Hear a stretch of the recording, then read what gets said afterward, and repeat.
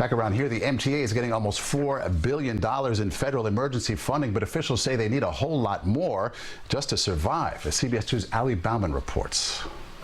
It's been a big week for the MTA, with ridership down 90%. The subway started closing each night for unprecedented cleaning. And now the MTA's $3.9 billion cut of the CARE stimulus bill, signed by President Trump in late March, is on its way. The Congress doesn't agree on a lot. They did agree that the MTA is vital. Now we have to convince them that what they gave us then seemed enough at the time, but it's not. This week, the MTA chairman and leaders of public transit agencies across the country penned a letter to Congress requesting more emergency funding. The MTA says it needs an additional $3.9 billion to keep the wheels turning through this year. Congressman Peter King says that money is crucial for the entire tri-state area's resurgence. This is the largest mass transit system in all of North America.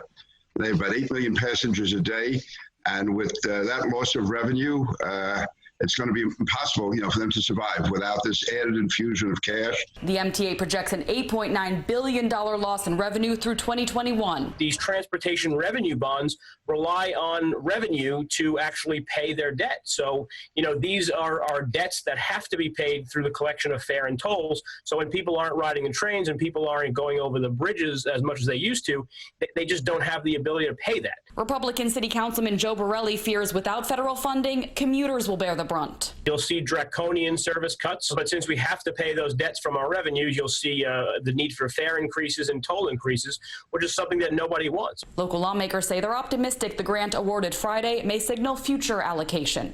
Bauman, CBS 2 News.